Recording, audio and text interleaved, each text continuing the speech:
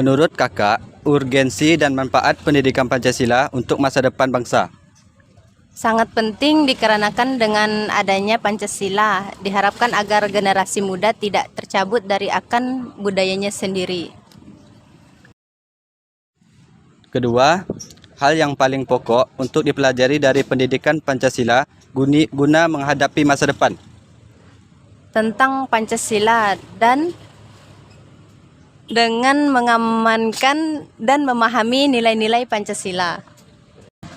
Yang ketiga, mengapa pendidikan Pancasila harus dilaksanakan di setiap jenjang pendidikan dan harapan yang akan dicapai dengan pendidikan Pancasila tersebut.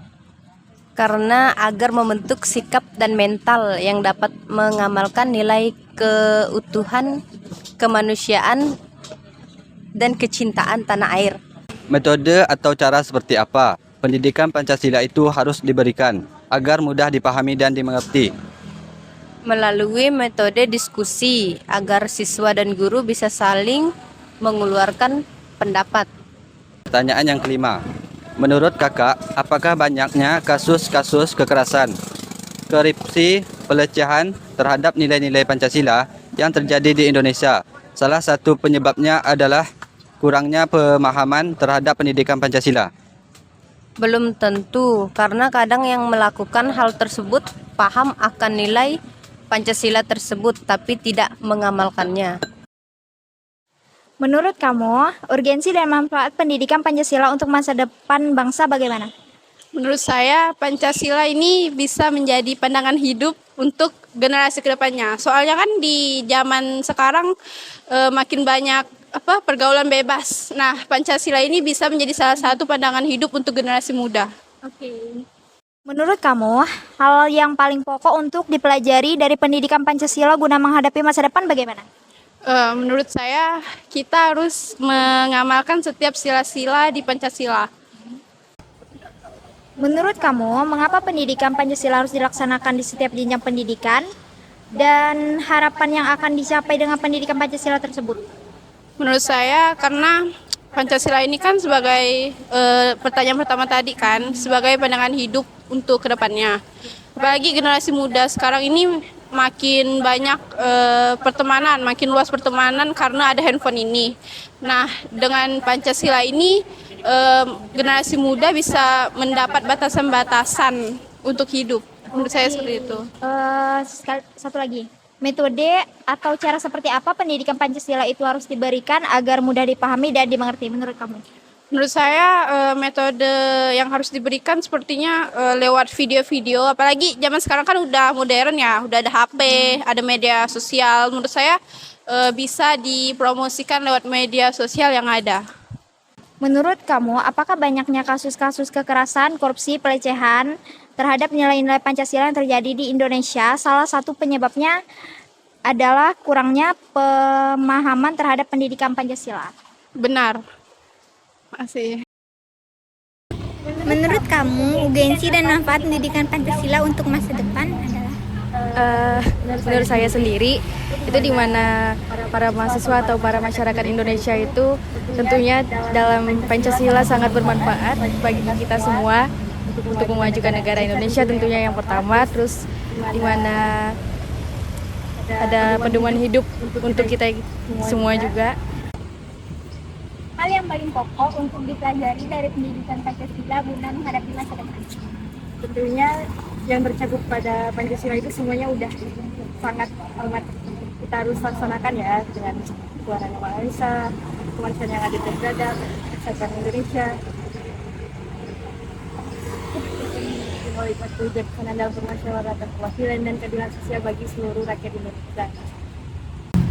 Mengapa pendidikan Pancasila harus dilaksanakan di setiap pendidikan dan harapan yang akan dicapai dengan pendidikan Pancasila tersebut? Karena di mana Pancasila sebagai ideologi negara kita sendiri itu kan dapat menanamkan moral-moral serta nilai-nilai yang ada dalam diri masyarakat Indonesia. Itu paling penting banget dan diharapkan kedepannya itu bisa jauh lebih tertata, tata tertibnya, kita menjadi masyarakat yang baik. Keempat, metode atau cara seperti apa pendidikan Pancasila itu harus diberikan agar mudah dipahami dan dimengerti? Metode ya, itu tentunya banyak ya, dua sih, secara langsung dan tidak langsung. Secara langsung dimana kita bisa dapat menjelaskan kepada orang tersebut biar lebih memahami dan bisa lebih menanyakan hal-hal yang nggak dia mengerti. Terus metode secara tidak langsung itu bisa berupa dalam video atau animasi video. Biasakan orang jauh lebih paham dengan aja diberikan dalam animasi video biar terlihat menarik dan lebih tertarik ke orang tersebut. Dan yang terakhir, menurut saudara, apakah banyaknya kasus-kasus kekerasan, korupsi, pelecehan terhadap nilai-nilai Pancasila yang terjadi di Indonesia? Salah satu penyebabnya adalah kurangnya pemahaman pendidikan Pancasila. Ini bisa jawabannya ada dua ya, di mana Pancasila itu tidak berpengaruh ke dalam hidupnya atau juga tidak, karena secara tidak langsung kalau dia nggak tahu Pancasila nggak mungkin dia sebagai masyarakat Indonesia. Dan mungkin bisa jadi juga alasan itu tuh alasan karena Pancasila itu nggak masuk akal karena udah terdapat nilai-nilai di dalamnya, tapi dia tetap melakukan hal tersebut, hal yang salah tentunya. Jadi meskipun udah ada nilai Pancasila, ada Pancasila tersebut, itu nggak buat atau nggak ngaruh buat masyarakat Indonesia melakukan kekerasan, pelecehan, dan lain-lain. Menurut Anda, urgensi dan manfaat pendidikan Pancasila untuk masa depan itu bagaimana? Urgensinya adalah sangat-sangat penting karena Pancasila merupakan dasar negara. Jadi kedepannya tantangan-tantangan bangsa Indonesia makin hari makin banyak sehingga perlu dibekali dengan pendidikan Pancasila sehingga bermanfaat sebagai bekal bagi generasi di masa depan. Hal yang paling pokok untuk dipelajari dari pendidikan Pancasila guna menghadapi masa depan itu bagaimana? Hal-hal yang perlu dipelajari, yang pokok dipelajari untuk pelajaran pendidikan Pancasila adalah nilai-nilai yang terkandung di dalam Pancasila itu sendiri. Di antaranya adalah nilai ketuhanan, nilai kemanusiaan, nilai persatuan, nilai musyawarah, dan nilai keadilan. Mengapa pendidikan Pancasila harus dilaksanakan di setiap jenjang pendidikan Pancasila tersebut? Karena Pancasila merupakan dasar negara, falsafah negara, pandangan hidup bangsa, sehingga perlu diajarkan dari yang paling dasar, dari tingkat SD, SMP, SMA, SMK, sampai perguruan tinggi. Karena dasar-dasar itu sangat penting. Apabila seseorang kalau sudah memiliki dasar, khususnya nilai-nilai Pancasila, maka insya Allah kehidupannya akan lebih baik. Oke. Metode atau cara seperti apa pendidikan Pancasila itu harus diberikan agar mudah dipahami dan dimengerti? Apakah metodenya diantaranya adalah kalau di sekolah metodenya diantaranya dengan sosiodrama atau bermain peran tentang tokoh-tokoh, kemudian studi kasus-kasus yang berkaitan dengan nilai-nilai Pancasila. Yang ketiga adalah melalui sharing. Jadi nilai-nilai Pancasila itu harus diberikan contoh yang nyata, bukan hanya teori-teori. Baik mulai dari keluarga, masyarakat, sekolah, dan pejabat-pejabat yang ada. Demikian. Menurut saudara, apakah banyaknya kasus-kasus kekerasan, korupsi, pelecehan terhadap nilai-nilai Pancasila yang terjadi di Indonesia? Salah satu penyebabnya adalah kurangnya pemahaman terhadap pendidikan Pancasila itu bagaimana? Menurut saya memang benar. Salah satu di antaranya adalah karena nilai-nilai yang ada di dalam di Pancasila tidak diterapkan dengan baik. Contohnya nilai ketuhanan. Ya, kalau seseorang melakukan korupsi, kaitannya dengan nilai-nilai ketuhanan. Kedua, nilai-nilai kemanusiaan. Apa yang dilakukan misalnya tadi pelecehan dan sebagainya, kaitannya dengan kurangnya nilai-nilai kemanusiaan. Kemudian yang ketiga, berkaitan dengan nilai persatuan. Sehingga apa yang dilakukan dapat menyebabkan rusaknya nilai-nilai persatuan. Yang keempat, karena kurangnya memahami tentang akibat-akibat yang dilakukan bukan hanya terhadap dirinya sendiri tapi juga terhadap orang lain.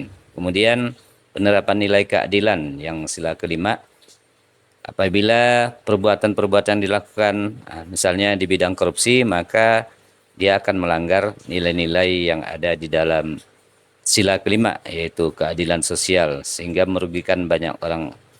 Demikian. Urgensi dan manfaat pendidikan Pancasila untuk masa depan bangsa menurut Ibu itu seperti apa, Bu? Kalau bicara masalah urgensi tentang penanaman nilai-nilai Pancasila, terutama pendidikan Pancasila, ini jelas sangat penting. Artinya ketika dalam pendidikan perlu adanya penanaman nilai-nilai karakter budaya bangsa. Yang mana kalau kita tahu Pancasila itu kan diambil dari nilai-nilai budaya yang dimiliki di setiap budaya yang ada di Indonesia. Akar budaya itu yang terbaik dijadikan sebagai panduan dalam penyusunan dasar negara tadi. Ya. Manfaatnya dalam pendidikan Pancasila tadi tentu kan bisa kamu rasakan seperti apa. Nah, dulunya kamu sebagai pelajar seperti apa? Apa yang bisa dirasakan? Apa yang dirasakan manfaat dari pendidikan Pancasila? Tentu bisa dirasakan masing-masing orang, ya kan? Ketika kita mau berlaku seperti apa dengan orang lain, bagaimana kita bersosialisasi dengan orang lain, ketika nanti kelak menjadi pejabat, tentu dia tidak perlu lagi tidak terlepas dari arah yang sudah ditentukan. Artinya patuh terhadap aturan-aturan yang berlaku, karena tadi dijiwai dengan akal. Jika ini dilakukan, kesalahan itu, penyelewengan itu, dampaknya seperti apa mereka ketahui. Itu urgensi maupun manfaat dari pendidikan nilai-nilai Pancasila. Hal yang paling pokok untuk dipelajari dari pendidikan Pancasila guna menghadapi masa depan menurut Ibu juga itu seperti apa, Bu? Hal pokok dari mempelajari Pancasila bagaimana kita menjiwai dari nilai-nilai Pancasila itu sendiri dalam kehidupan kita sebagai masyarakat, sebagai warga negara. Ketika kita sudah menjiwai, memahami, bahkan nanti terakhir adalah menerapkan nilai-nilai Pancasila itu sendiri dalam kehidupan bermasyarakat, berbangsa dan bernegara, otomatis kita akan timbul yang namanya kondisi yang harmonis, kondisi yang diharapkan sehingga tercapai semua yang menjadi tujuan negara.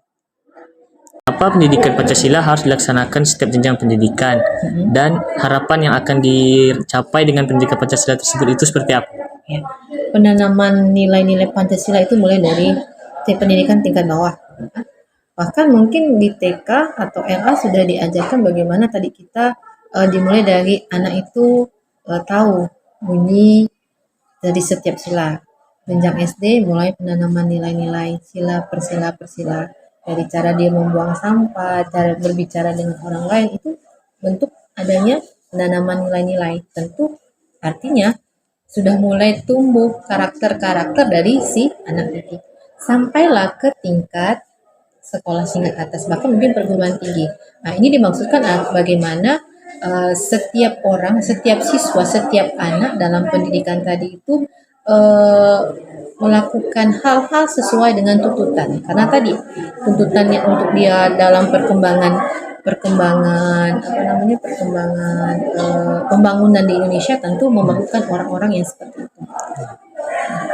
Dan yang keempat, metode atau cara seperti apa pendidikan Pancasila itu harus diberikan agar mudah dipahami dan dimengerti?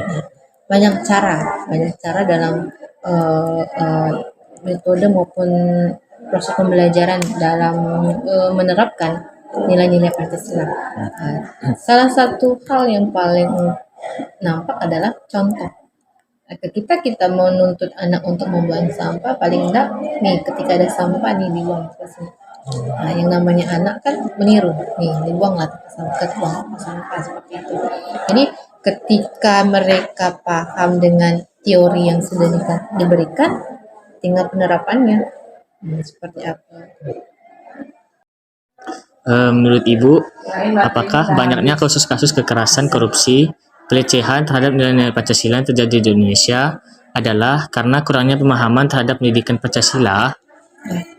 Kalau kita lihat kasus itu sebenarnya yang paling utama adalah lingkungan. Ya, kasus-kasus pelanggaran hukum itu tergantung lingkungan seperti apa mereka terjadi.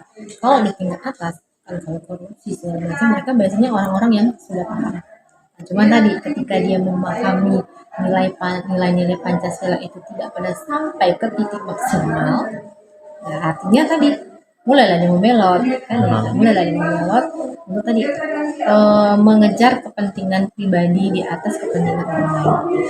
Itu bagian dari nilai-nilai Pancasila sebenarnya kan. Hal seperti itu. Pertama, urgensi dan manfaat pendidikan Pancasila untuk masa depan menurut kamu apa aja?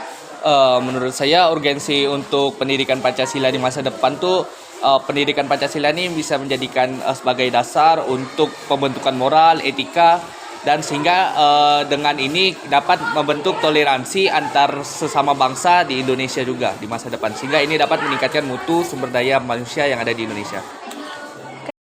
Hal yang paling pokok untuk dipelajari dari pendidikan Pancasila guna menghadapi masa depan. Hal paling pokok yang dipelajari itu adalah seperti nilai-nilai dasar dari Pancasila tersebut seperti gotong royong, etika, moral, dan toleransi antar sesama, sehingga itu dapat membuat bangsa Indonesia di masa depannya menjadi lebih bertanggung jawab dan berintegritas. Oke. Yang ketiga, mengapa pendidikan Pancasila harus dilaksanakan di setiap jenjang pendidikan dan harapan yang akan dicapai dengan pendidikan Pancasila tersebut? Nah, dengan mendapatkan pendidikan Pancasila di setiap jenjang itu agar ini dapat menanamkan sikap-sikap Pancasila sebagai landasan mereka seperti landasan moral, etika, dan yang lainnya, sehingga ini untuk harapan kedepannya ini dapat meningkatkan para bangsa di Indonesia ini dapat menjadi lebih baik lagi dan lebih bertanggung jawab untuk depannya. Oke. Yang keempat, metode dan cara seperti apa pendidikan Pancasila itu harus diberikan agar mudah dipahami dan dimengerti? Agar pendidikan Pancasila ini lebih dapat dipahami, menurut saya ini bisa dilakukan dengan praktik langsung di kehidupan sehari-hari, atau bisa dengan memberikan pengajaran dengan pendekatan interaktif antara guru dan siswa. Oke. Yang terakhir, menurut kamu apakah banyaknya kasus-kasus kekerasan, korupsi, pelecehan terhadap nilai-nilai Pancasila yang terjadi di Indonesia? Salah satu penyebabnya adalah kurangnya pemahaman tentang pendidikan Pancasila. Ya, menurut saya seperti itu karena orang yang melakukan kejahatan-kejahatan tadi seperti korupsi, pelecehan terhadap nilai-nilai Pancasila itu karena kurang kesadarannya akan pentingnya nilai-nilai tersebut, sehingga itu dapat menurunkan moral dan etika dari orang tersebut, orang yang melakukan kejahatan tersebut. Oke. Urgensi dan manfaat pendidikan Pancasila untuk masa depan menurut Bapak seperti apa, Pak? Kita kembali kepada rumusan Pancasila ya. Jadi Pancasila ini kan setahu saya itu dirumuskan oleh tokoh-tokoh besar Republik Indonesia ini, yang tentunya kan terdiri dari ulama itu bukan Islam aja, ada juga tokoh agama dari agama Kristen, Buddha, Hindu. Jadi Pancasila ini dirumuskan itu bukan sekejap membalikkan telapak tangan, tapi itu membutuhkan waktu yang sangat lama untuk merumuskan itu, sehingga terjadilah 5 sila itu kan ya, untuk mempersatukan rakyat Indonesia yang terdiri berbagai macam suku, bangsa, dan agama. Jadi Pancasila itulah yang jadi pemersatunya di situ dari 5 sila itu. Nah itu. Nah kembali ke urgensi, sebenarnya bukan urgensi. Urgensi itu kan seperti mendesak kan, bukan mendesak. Jadi Pancasila memang harus dibentuk karena kita ini kan banyak suku, agama, dan macam-macam kan. Gimana dalam tatanan kehidupan di Indonesia ini, gimana kita bisa berjalan, bekerja, beraktivitas tanpa memandang di suku apa sih, agama apa, nggak usah kita memandang itu. Karena agama itu kan urusan manusia dengan, istilahnya kalau bahasa kita orang muslim itu hablum minallah, Tuhan Maha Esa di atas istilah. Jadi kita jangan mengaruh kepada itu. Nah itu untuk yang poin 1 yang ditanyakan. Yang kedua, hal yang paling pokok untuk dipelajari dari pendidikan Pancasila guna menghadapi masa depan. Menurut Bapak itu seperti apa? Saya kira kalau untuk ke masa depan, semuanya juga penting setiap sila itu ya, dari mulai ketuhanan. Karena kalau kita bicara ketuhanan berarti kita melakukan suatu ibadah kan, ibadah. Kenapa kita harus beribadah? Agar kita tetap selalu baik dalam belajar, mendidik, bekerja dan lain dari itu kan. Kedua kan kemanusiaan yang adil. Jadi menjadikan generasi muda kita nanti kalau jadi pemimpin bisa bersikap adil, tidak semena-mena. Jadi pada saat dia berkuasa, dia mau jadi caleg, menjadi bupati, dia tidak semena-mena terhadap masyarakat yang dia pimpin. Jadi itu. Nah kemudian di sila ketiganya persatuan Indonesianya itu, bagaimana dia nanti jadi seorang pemimpin itu bisa menyatukan masyarakat yang heterogen itu, yang bermacam-macam agama itu bisa dijadikan satu. Itu bekal yang harus diikuti generasi muda. Nah yang keempat kan, yang tadi saya bilang kereta yang dipimpin oleh hikmat dalam proses perwakilan itu kan. Nah di situ sila keempat itu tuh yang saya bilang tuh kalau jadi pemimpin nanti, bagaimana dia menyelesaikan suatu kasus masalah itu dengan cara musyawarah. Jadi nggak kata orang bilang nggak cara ada yang kekuasaan udah kamu harus gini gitu. Tapi semua harus diselesaikan dengan secara musyawarah, mufakat. Itu. Nah, sila kelima tadi keadilan. Udah saya singgung tadi kan bahwa kalau jadi pemimpin dia akan bersikap adil nanti kepada masyarakat yang dipimpin nanti kalau dia sudah jadi pemimpin. Nah itu. Jadi saya kira Pancasila itu sudah suatu hal yang tidak bisa diubah, nggak boleh diubah, itu sudah sangat sempurna rumusan itu. Itu perlu juga. Oke. Yang ketiga, mengapa pendidikan Pancasila harus dilaksanakan setiap jenjang pendidikan? Dan harapan yang akan dicapai dengan pendidikan Pancasila tersebut seperti apa, Pak? Seperti saya bilang tadi, memang sangat penting. Pancasila itu sangat penting sekali. Karena itulah bekal kita gitu. Bahkan kalau perlu tuh dari SD juga sudah harus mata pelajaran itu udah harus ada gitu. Dulu di zaman saya SD dulu di tahun 70-an itu Pancasila itu masuk dalam pelajaran civic namanya. Civic. CIVIC civic. Kemudian terjadi perubahan karena perubahan pemerintahan, berubahlah menjadi pendidikan moral Pancasila PMP ya. Berubah lagi jadi pelajaran apa waktu itu saya lupa tuh. Pokoknya setiap ganti pemerintahan tuh kebijakan akan berubah, namanya pun akan berubah. Sampailah terakhir itu kemarin tahun 80-an itu masih ada waktu penerimaan mahasiswa ya. Kita bicara di level mahasiswa itu ada pendidikan P4, penataran P4. Pendidikan penghayatan pengamalan Pancasila itu. Itu pertama, yang kedua ada pendidikan kewiraan. Jadi bagaimana kita belajar tentang bernegara dari Pancasila itu kita aplikasikan ke dalam kehidupan kita hari ini, gimana kita bernegara hidupnya gitu, secara politis dan lain sebagainya. Nah seperti itu. Jadi saya kira perlu memang pendidikan Pancasila ini dimulai dari SD sebenarnya menurut saya, sampai ke jenjang perguruan tinggi, bahkan sampai kita sudah bekerja di suatu perusahaan swasta ataupun di pemerintahan itu juga bekal Pancasila juga perlu gitu. Ya agar kita paham dengan sejarah negara kita sendiri, dan juga agar kita tahu inilah ciri-ciri khas orang Indonesia seperti ini, adat ketimurannya seperti ini gitu. Dengan berpatokan kepada Pancasila itu semua itu menggambarkan. Tapi kalau udah keluar jalur dari, kita akan tahu lah kalau seorang pemimpin tuh yang kadang-kadang tuh salah menjalankan pemerintahan, korupsi dan lain sebagainya, pasti ketahuan itu. Kenapa? Karena dia tidak menghayati Pancasila itu. Kita akan tahu itu.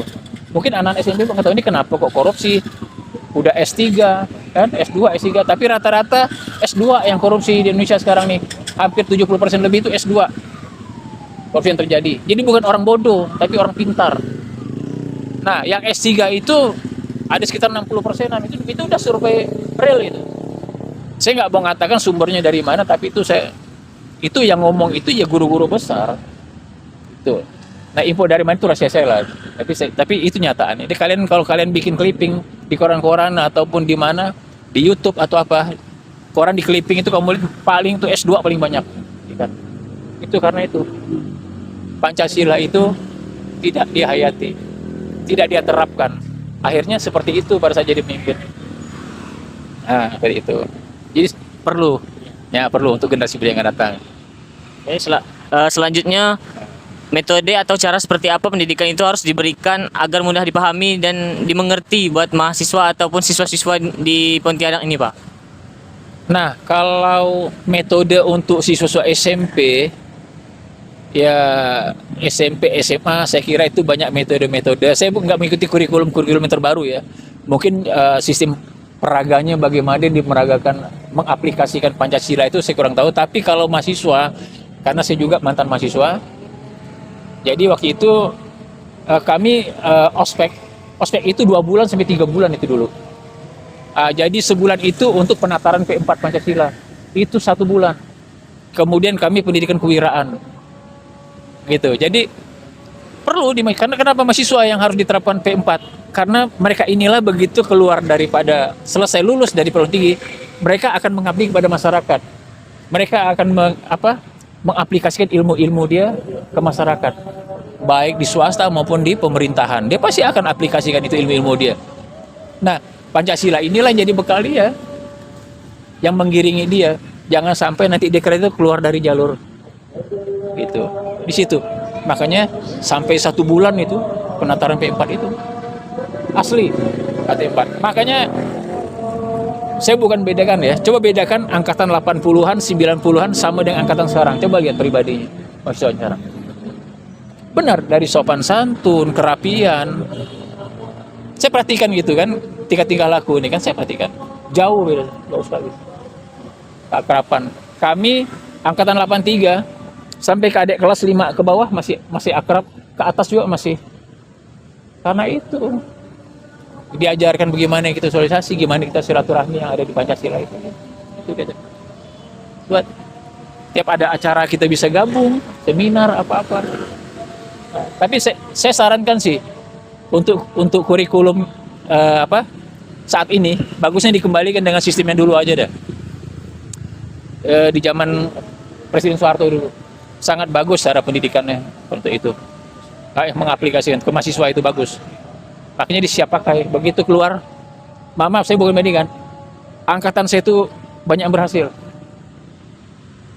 Insya Allah. Mungkin kali juga kalau memang terjadi di tahun-tahun ini ada lagi penataran P4, insya Allah kalian itu bakal kalian lah. Kalian kerja akan nyaman di pemerintahan, di perusahaan. Akan nyaman kalian kerja. Karir cepat naik. Karena tingkah laku kalian ini berpengaruh dari kalian menghayati itu tuh, satu persatu. Jadi jangan kita remehkan nih poin-poin 5 itu, jangan cuma sekedar dibaca, dihafal. Coba dianutkan betul. Sila pertama ketuhanan Maha Esa. Sholat 5 waktu aja belum tentu kalian. Gimana kalian mau jadi orang baik kan? Gimana kalian mau belajar yang baik kan? Betul. Dari sholat itulah kita kan tinggal itu akan terjaga tuh. Terbawa sampai kita kerja. Kita tidak akan pernah korupsi. Kita tidak akan pernah nilep-nilep uang perusahaan atau uang negara. Itu jangan enteng itu. Seperti itu. Kecil tapi hafalannya 5, tapi itu hayatin coba. Nah, itu udah banyak terjadi sekarang tuh. Terakhir nih Pak, menurut Bapak apakah banyak kasus-kasus kekerasan, korupsi, pelecehan terhadap nilai-nilai Pancasila yang terjadi di Indonesia? Salah satu penyebabnya kan adalah kurangnya pemahaman terhadap pendidikan Pancasila. Tanggapan Bapak buat pertanyaan yang tadi itu apa Pak? Udah saya jelaskan tadi itu. Sudah saya jelaskan tadi kan? Sudah. Yang korupsi itu kan? Nah, itulah saya bilang. Akan terjadi seperti itu kalau penataran atau penghayatan P4-nya di Pancasila-nya tidak dilakukan, nah, itu terjadi. Itu pasti akan terjadi. Korupsi dan lain-lain akan terjadi. Nah, ini ada tugas dari saya. Cari data-data tahun 90-an sampai tahun 2000-an aja deh. Tingkat korupsi itu berapa persen sih? Pelakunya tuh pendidikannya strata 1 ke strata 2 atau strata 3. Itu ya saya minta PR. Saya akan kesimpulan tuh. Kenapa terjadi? Di tahun itulah tidak ada penataran P4 lagi. Itu 90 sampai tahun 2000 lihat, makin banyak. Ada S2, S3 ya. Bahkan yang udah jadi menteri malah kan, udah jadi pejabat pemerintah malah yang malah yang kecil itu di bawah 90. Nah, udah. Bagaimana urgensi dan manfaat pendidikan Pancasila untuk masa depan bangsa? Sangat penting dilakukan karena dengan adanya pendidikan Pancasila diharapkan agar generasi muda tidak tercabut dari akar dan budayanya itu sendiri. Hal apa yang paling pokok untuk dipelajari dari pendidikan Pancasila guna menghadapi masa depan? Nilai-nilai yang tercakup di dalamnya dan ideologi Pancasila itu tersendiri. Mengapa pendidikan Pancasila harus dilaksanakan di setiap jenjang pendidikan dan harapan yang akan dicapai dengan pendidikan Pancasila tersebut? Agar generasi muda tidak melupakan budaya-budaya di Indonesia. Metode atau cara seperti apa pendidikan Pancasila itu harus diberikan agar mudah dipahami dan dimengerti? Metode demonstrasi, diskusi, tanya jawab, atau metode yang membuat siswa semangat belajar. Menurut Anda, apakah banyaknya kasus kekerasan, korupsi, pelecehan terhadap nilai-nilai Pancasila yang terjadi di Indonesia? Salah satu penyebabnya adalah kurangnya pemahaman terhadap pendidikan Pancasila. Ya, kurangnya pemahaman Pancasila dan kurangnya pendidikan serta bimbingan membuat orang melakukan kriminal. Terima kasih.